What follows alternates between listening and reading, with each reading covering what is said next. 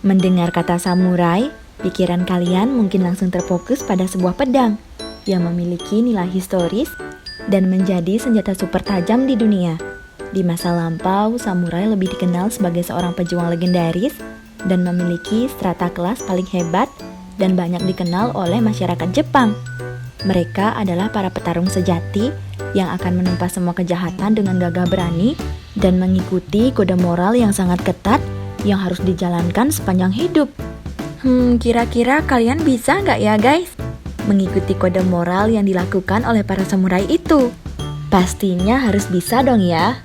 Namun masih ada beberapa fakta menarik tentang samurai yang tidak diketahui oleh banyak orang. Kira-kira apa saja ya guys? Cari tahu yuk! Sebelum lanjut jangan lupa subscribe, like, comment, dan share ya guys, agar kalian tidak ketinggalan info-info menarik dan menambah wawasan kalian.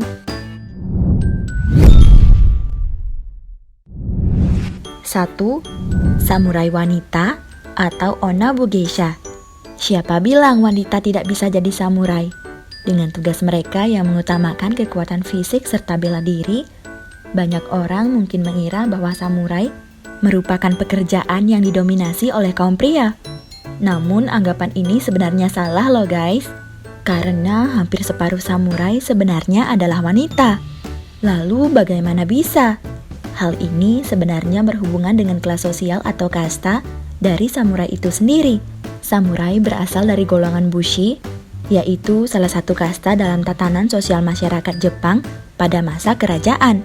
Pada golongan bushi sudah menjadi hal umum untuk melatih seni bela diri pada anak mereka, baik itu laki-laki atau perempuan. Nah, dari sinilah samurai wanita itu biasanya lahir, dikenal dengan sebutan Onabu Geisha. Para samurai wanita tak hanya menjadi pelindung bagi tuannya, tapi juga terlibat langsung dalam berbagai pertempuran bersama samurai laki-laki. Namun berbeda dengan samurai laki-laki yang biasanya menggunakan katana atau pedang, samurai wanita biasanya menggunakan naginata atau tombak dengan pisau tajam di ujungnya, pedang berukuran kecil atau senjata lain yang berukuran kecil. Dan meski tergolong minoritas, mengingat kebanyakan wanita pada masa itu yang biasanya hanya menjadi ibu rumah tangga, jumlah Onabu Geisha ternyata cukup banyak. Karena menurut penelitian yang dilakukan terhadap sisa-sisa reruntuhan pedang di Seibon Matsubaru yang terjadi pada tahun 1580, setidaknya 35 dari 105 fosil mayat yang ada merupakan wanita.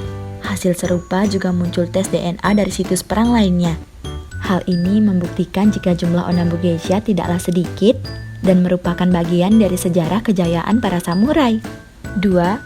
Arti samurai yang sesungguhnya. Untuk masalah yang satu ini, banyak orang sebenarnya salah kaprah tentang arti samurai. Kebanyakan orang saat ini menganggap bahwa samurai adalah nama pedang, termasuk Mimin nih awalnya, hehe. Anggapan ini jelas salah, karena pedang yang digunakan oleh samurai sebenarnya bernama katana. Lalu apa arti samurai yang sebenarnya? Samurai sebenarnya dalam bahasa Jepang kurang lebih berarti melayani. Samurai sebenarnya merupakan sebutan untuk kaum yang melayani bangsawan. Mirip dengan abdi dalam jika di Jawa guys. Hanya saja mereka tidak melayani urusan rumah tangga, melainkan sebagai pengawal atau prajurit bagi kaum bangsawan. Seperti yang sudah dijelaskan sebelumnya, samurai merupakan kaum yang berasal dari kasta bushi. Kasta ini dikenal sangat setia pada tuannya. Mereka juga punya kode etik tersendiri loh guys, bernama Bushido.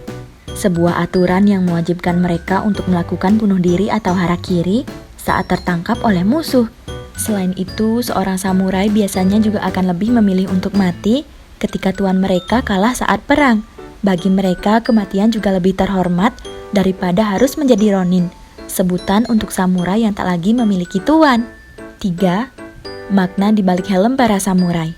Selain pedang yang biasa mereka gunakan, hal lain yang menarik dari penampilan samurai adalah jubah perang mereka, terutama helm perang. Biasanya memiliki desain yang unik, berbeda dengan desain baju zirah kesatria Eropa yang biasanya didesain seminimalis mungkin untuk memudahkan pergerakan penggunanya. Desain baju zirah samurai biasanya cenderung lebih mencolok dengan berbagai ornamen, khususnya pada helm perangnya. Helm ternyata bukan tanpa alasan, karena baju sirah samurai tak hanya dibuat untuk melindungi pemakainya, namun juga menjadi simbol sebuah klan. Karena itu, desain baju sirah ini biasanya akan mengikuti simbol sebuah klan. Jika klan tersebut memiliki simbol ikan, maka dalam baju sirah samurainya akan terdapat ornamen yang berbentuk ikan. Jadi desain helm perang yang memiliki tanduk seperti kumbang atau hal-hal unik lainnya bukan hanya untuk sekedar bergaya, tapi juga merupakan simbol penting untuk menunjukkan identitas sebuah klan. 4. Homoseksualitas. Dengan kesan maskulin yang kuat, mungkin tak banyak yang mengira jika terdapat praktek homoseksual dalam sejarah samurai. Hal ini sebenarnya masih sedikit bias, mengingat betapa tabu hal ini bagi kalangan prajurit atau kesatria pada zaman dahulu. Sama halnya dengan kebanyakan prajurit pada masanya, praktek homoseksual merupakan hal yang sangat terlarang, karena dianggap sebagai hal yang mencoreng citra seorang kesatria. Namun dalam catatan sejarah, terdapat sebuah istilah dalam kehidupan samurai yang bernama wakashudo atau jalan pemuda. Istilah ini merujuk pada sebuah hubungan yang terjalin antara seorang samurai senior pada juniornya pada masa pelatihan. Hubungan ini sendiri biasanya menjurus pada aspek seksual antara dua laki-laki.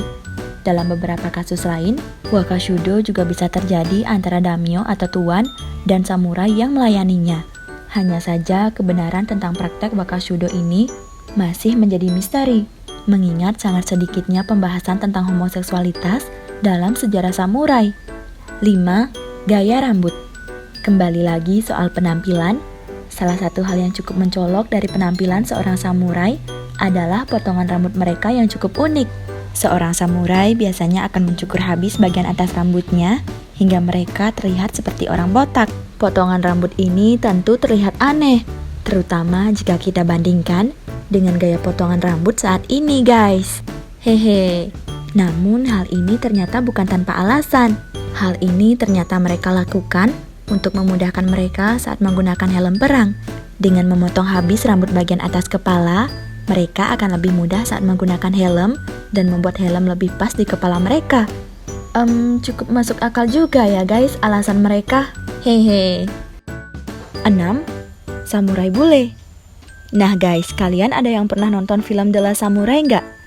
Jika pernah, kalian pasti tahu jika film ini menceritakan seorang prajurit Amerika yang diperankan oleh Tom Cruise. Dia mendapatkan kehormatan untuk menyandang gelar samurai.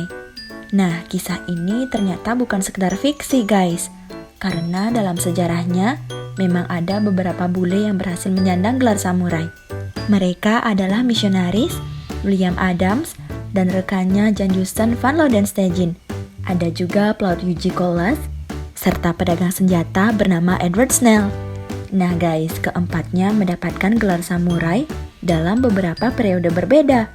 Tapi di antara keempatnya, William Adams merupakan yang pertama dan bahkan berhasil diangkat menjadi pelayan seorang daimyo dan juga melayani shogun.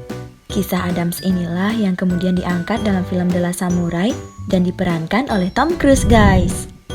Nah, itu dia guys, beberapa fakta menarik dari samurai.